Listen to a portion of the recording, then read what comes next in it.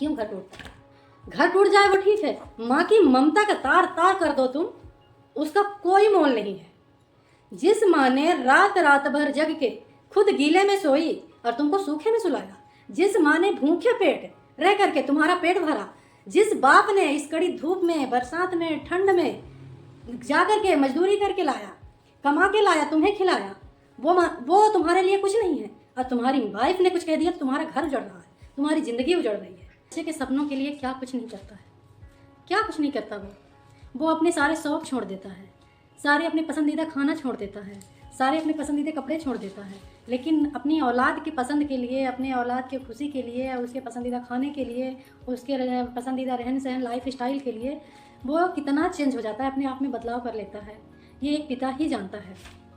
और औलाद क्या करती है उनकी, वो यही सोचता है पिता कि मेरे बच्चे को कभी कोई दिक्कत ना आए। ठीक है, मैं एक ही कपड़े में साल निकाल दूंगा, मैं 1-2 शादियाँ भी इसी में निकाल दूंगा, 1-2 फंक्शन भी इसी कपड़े में निकाल दूंगा, लेकिन मेरे बच्चे के लिए नहीं होना चाहिए।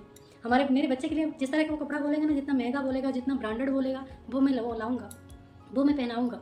और ताकि वो ये ना कहे कि मैंने मेरे पापा के ज़माने में कुछ नहीं पहना या कुछ नहीं खाया या कुछ मैं ऐशो आराम से किसी प्रकार का नहीं रहा, ये उसकी कंप्लेन कभी भी ना रहे। लेकिन वही औलादें बुढ़ापे में अपने पिता के साथ या अपने पेरेंट्स, अपने माँ के साथ क्या करते हैं। आज अगर जगह जगह, गली गली में, अगर मोहल्ले में देखा जाए तो ऐसा कोई जगह नहीं जहाँ एक तो अनाथ आश्रम ना खुले हों। ऐसा कहीं नहीं होता है। छोटी से छोटी जगहों में देखा है हमने, सुन रहे हैं, मैंने सुन रही हूँ, आप लोग भी सुनते ही होंगे कि छोटी छोटी जगहों में भी अनाथ आश्रम खुलने लगे हैं।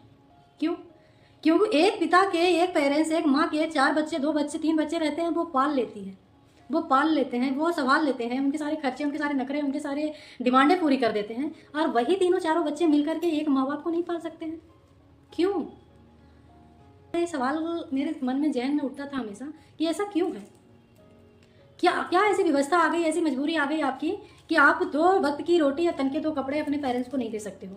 अरे वो बुजुर्ग हो जाते हैं, माना कि कुछ गलती बुजुर्ग करते हैं, कुछ गुस्सा चिड़चिड़ापन आ जाता है, कुछ तो उसका एक रीज़न है। देखिए उनके क्या है, शरीर में कमजोरी आ जाती है, वीकनेस हो जाती है, एक उम्र होती है जो 50 से 60 साल तक सामने वाला की जो बॉडी के हार्मोन्स होते हैं वो बैलेंस रहते हैं।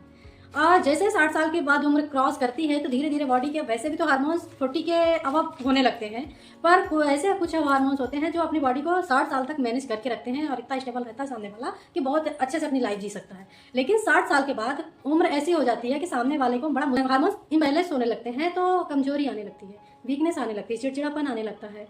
औरत की एक उम्र होती है मीनोपॉज की, उसके बाद उनके साथ ऐसा होने लगता है, क्योंकि जैसे ही मीनोपॉज उनको होता है तो उनके सारे हार्मोन्स इम्बैलेंस हो जाते हैं, कम हो जाते हैं, डिक्रीज होने लगते हैं, तो धीरे धीरे सामने वाले का चिड़चिड़ापन चालू हो जाता है, बिहेवियर चेंज हो जाता है, बच्चों जैसा उनका बिहेवियर होने लगता है। आप सबने सुना होगा ना कि बच्चे जो बच्चों की तरह होने लगता है, ये जो बूढ़े लोग हैं वो बच्चों की तरह हरकत करते हैं। तो हकीकत में आपने भी सुना होगा कि बुढ़ापा जो होता है वो बचपना हो जाता है, सच में हो जाता है, क्योंकि उनकी याददाश्तें भी कुछ कम हो जाती हैं, जो माइंड में, ब्रेन में कुछ इंपल्सेस होती हैं, जो यादें हर चीज़ की करती हैं, जनरेट होती हैं अपने माइंड में, वो धीरे धीरे सप्रेस होते डाउन हो जाती हैं, बिल्कुल डाउन हो जाती हैं। सामने वाला नहीं उस चीज़ को मैनेज कर पाता, तो उसको हमें मैनेज करना है। हमारा मतलब हमें क्यों पैदा किया है, क्यों पाला है, पोसा है। एक लोग कहते हैं ना कि पिता और माँ जो है, माँ है तो वो एक वही होते हैं जो पेरेंट्स, वो निस्वार्थ होते हैं। ऐसा नहीं है ना, स्वार्थ उनका इसी के लिए है, वो अपने लाइफ के लिए, लास्ट लाइफ के लिए ही उनका स्वार्थ होता है, बाकी के ऐसा कुछ नहीं है। ठीक है, आप जब किसी प्रकार की कोई डिमांड नहीं करते, बस वो ये सोचते हैं कि मेरे बुढ़ापा में मुझे दर दर की ठोकरें खानी नहीं पड़े, मुझे बेड में पड़े पड़े बिस्तर में सड़ना ना पड़े, तो मेरी औलाद मुझे संभाल ले। जिस तरह से हमने बचपन में उनको संभाला है, उनको ना कि आप उसको अनाथ आश्रम में पहुंचा दो।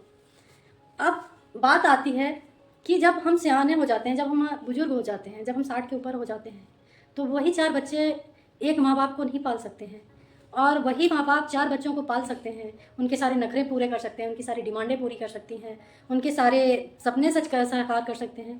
तो क्या हमारा फ़र्ज नहीं बनता है? ये समाज कहाँ से कहाँ जा रहा है, ये लोग किसी को नहीं दिख रहा है। ये मॉडल ज़माना है, ये सब ने देखा है, सब जानते हैं।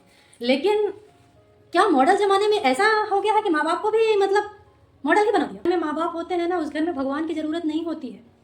जिस बच्चों के पास माँ बाप नहीं है ना, एक बार उनसे पूछ के देखिए कि माँ बाप क्या होते हैं, क्या कदर होती है उनकी लाइफ में, वो उनके मन में क्या होता है, क्या दर्द उठता है बिना माँ बाप के, और लोग उनको किस नज़र से देखते हैं।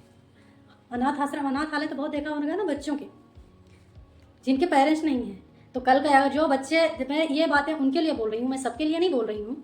प्लीज़ बुरा मत माने वो लोग जो अपने पेरेंट्स की इज्जत करते हैं, सम्मान करते हैं और अपने घर में रख रहे हैं, उनकी सारी मांगे डिमांड, उनके सारे वो नखरे, क्योंकि वो भी बच्चों की तरह उनका बिहेवियर हो जाता है तो उठा रहे हैं, तो मैं उनके लिए नहीं बोल रही हूँ, वो बुरा ना माने। लेकिन ये उनके लिए है जो अपने पेरेंट्स का को रास्ता दिखाते हैं अनाथ आश्रम की, वृद्धा आश्रम की। मैं उनके लिए बता रही हूँ कि क्यों आपको, तो आपके पिता ने, आपकी माता ने आपको इतने अच्छे से पाल लिया है, इतने अच्छे से संभाल लिया, तो वो आपको नहीं ले जा करके अनाथ आश्रम में छोड़ा, और आपसे आपके माँ बाप नहीं संभाले जा रहे हैं और आप उनको वृद्धाश्रम पहुंचा रहे हैं। क्यों? क्योंकि आपसे आपके जो मैडम हैं, वाइफ हैं, औरतें, इसमें ज़्यादातर खास तौर पर औरत का ही हाथ होता है। बहुत सारे ऐसे होते हैं। मैंने एक बार पंडित अनिरुद्धाचार्य के प्रवचन तो सभी लोग सुनते हैं, मोस्ट ऑफ जानते हैं। एक बार मैंने सुना था, उन्होंने वृद्धाश्रम खोल के रखा है उनके यहाँ पर, और वो इतना मजबूर था अपनी वाइफ की वजह से, अपनी माँ को छोड़ने आया था कि हद हो गई। मैं पहली बात तो गलती ही वहाँ पर उस लड़के की है। क्यों? क्योंकि तुझे औरत चाहिए है तो तूने माँ को घर से निकाल रहा है। अरे अगर इतना बड़ा तुझे माँ की इज्जत और कदर करनी है तो तू अपनी औरत को निकाल देना घर से कि तू जा जहाँ से आई है, तू जा, मैं अपना घर भी संभाल लूंगा और अपनी माँ को भी संभाल लूंगा। लेकिन नहीं, साहब जी ये तो आकर के यहाँ जता रहे हैं, हजारों करोड़ों के बीच में ये सुना रहे हैं कि मुझे मेरी माँ की फिक्र है, मुझे मेरी माँ की इज्जत का ख्याल है, मेरी माँ का मुझे ख्याल है, लेकिन मेरी वाइफ इतना लड़ती है, मैं इतना परेशान हो गया हूँ, मैं अपनी माँ को यहाँ छोड़ने आया हूँ। तुम यहाँ पर माँ को छोड़ने आए हो, तुम कड़क से नहीं बोल सके। बोले कि अगर वाइफ को कुछ बोलता हूँ तो मेरा घर टूटता है। क्यों भाई, क्यों घर टूटता है? घर टूट जाए वो ठीक है, माँ की ममता का तार तार कर दो तुम, उसका कोई मोल नहीं है।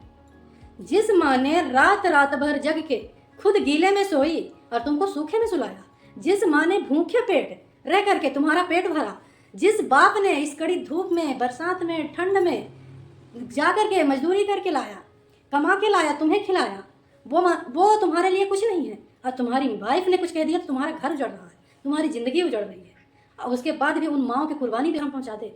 बेटा तू मुझे वृद्धाश्रम में पहुँचा दे, पर तू तेरा घर मत उजाड़। तू बहू को बुरा मत कहना, तू बहू से लड़ाई मत कर। क्यों भाई? देख लो, ये वही माँ है, वो भी ममता है। और मैं उन औरतों के लिए बोलती हूँ जो औरत, जो बहुएं अपने सास को, अपने ससुर को ये कहती हैं कि इन्हें छोड़ दो, इन्हें वृद्धाश्रम में पहुँचा दो, इन्हें घर से निकाल दो। औलाद तो तुमने भी पैदा की होगी ना, की तो होगी ही, और भगवान करे सबको ही हो, लड़की हो या लड़का हो सबको। और जिस दिन जिस तरह से कहते हैं ना कि तुमने जो थाली में जो तुमने बीज बोया है तो फसल भी तो तुम वही काटोगे, दूसरी तो नहीं काटोगे ना। तो जो तुम तुम्हारे सास और ससुर के लिए कर रही हो वही तुम भी भुगतोगी। फिर ये मत कहते फिर ना कि मेरे बेटे ने मुझे निकाल दिया या मेरी बहू ने मुझे घर से निकाल दिया और मेरे बेटे ने बहू के कहने पे आ गया, क्योंकि काम तो तुम भी आज वही कर रही हो ना। कल तो तुम भी सास बनोगी तो है ना, फिर क्यों करना। तो ये कोई ट्रेंड नहीं है, ये कोई चलन नहीं है। तुम्हारे बच्चे को पालने के लिए इतने पॉजिटिव हो, इतने सीरियस हो, इतने एग्रेसिव हो, और एक माँ बाप के लिए नहीं हो। क्योंकि कल तुम भी माँ बाप हो जाओगे, बूढ़े हो जाओगे, बुजुर्ग हो जाओगे, और वही बच्चे कल सियाने होंगे और फिर तुमको भी वृद्धाश्रम ही दिखाएंगे। 100% श्योर है, दिखाएंगे ही दिखाएंगे। एक बार अपने पिता को वृद्धाश्रम छोड़ने ले जा रहा था, छोड़ के आया, उसको आते ही रास्ते में पहुंचा तो उसकी वाइफ का फ़ोन आया, उसकी पत्नी का फ़ोन आया और बोलती है कि अपने पिता को बोल देना कि वो उनको तीज त्योहार में भी घर आने की ज़रूरत नहीं है, वो वहीं रहें और हमें भी चैन से यहाँ रहने दें। बेटे ने जब ये बात सुनी तो उसको बहुत गुस्सा भी आया, उदास भी हुआ, झुझलाया भी, पर फिर भी वो गाड़ी मोड़ा, बैक करके गाड़ी और लेके गया तो वहीं वृद्धाश्रम पहुँचा जहाँ पर उसके पिता को वो छोड़ के आया था। और जाकर उसने गाड़ी रोकी और जब वहाँ पहुँचा तो वहाँ जाकर उसने जो नज़ारा देखा तो वो बहुत ही चौंकाने वाला था।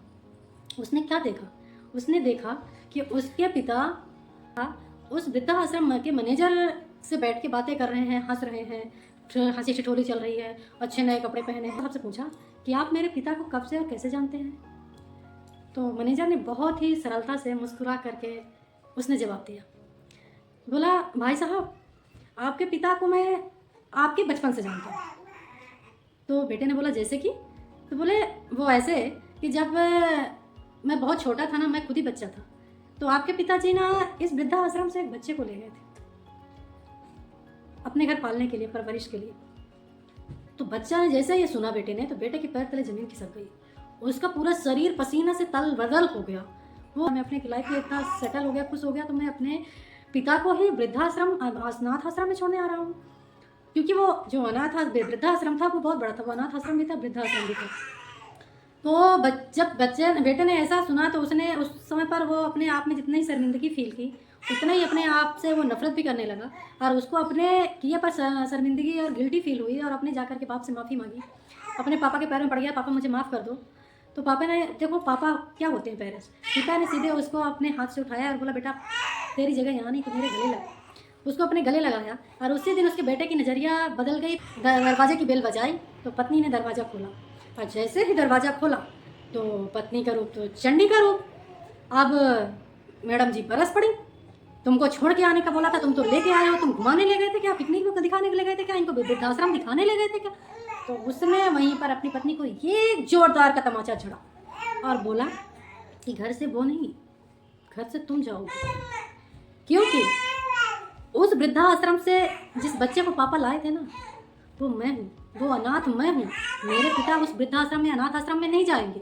अगर जाना है तो तू इस घर से निकल, क्योंकि जिसकी रोज़ पूजा करनी चाहिए, जिसके चरणों का रोज़ चरणोदक लेके पूजा करनी चाहिए, जो मुझे रहने के लिए घर दिया, मेरे सर पे छत दी, मैं उसको घर से बेघर कर रहा हूँ। मुझसे बड़ा इस दुनिया में कोई पापी है भी कि नहीं। आज अगर ये नहीं होते ना तो पता नहीं मैं कहाँ का कहाँ होता, मेरा कोई ठिकाना पता नहीं होता, पता नहीं किस फुटपाथ पे पड़ा होता, पता नहीं कहाँ भीख मांगता होता, कहाँ पता नहीं कहाँ चोरी चपारी करता होता, कहाँ नहीं दर दर के ठोकरें खाता होता।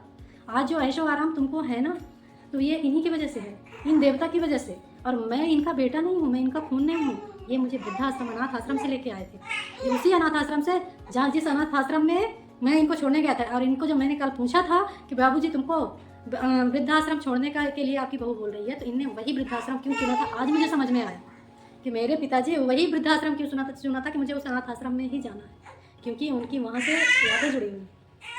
उस दिन उस बेटे की आंखें और नज़रिया सब बदल गया, चेंज हो गया। इसीलिए सबसे अनुरोध करती हूँ, विनती करती हूँ कि कृपया करके आप अपने पेरेंट्स को इस तरह से ना करें, किसी को मजबूर ना करें वृद्धाश्रम जाने के लिए। जब वो 4 बच्चे पालने की ताकत रख सकते हैं तो आप 4 बच्चे मिलकर के एक माता पिता ज़रूर पाल सकते हैं। बस धन्यवाद। अगर बात अच्छी लगेगी तो प्लीज़ कमेंट करके बताएं, लाइक करें, सब्सक्राइब कर लें, ताकि हम आगे अगर वीडियो बनाएं तो आप तक पहुँचे हमारी वीडियो। और अगर पसंद ना आए तो उसको डिसलाइक भी कर सकते हैं, ऐसा कुछ नहीं है, क्योंकि मैं सिर्फ और सिर्फ जागरूक करने के लिए वीडियो बना रही हूँ, बाकी मेरा इससे कोई मकसद नहीं है।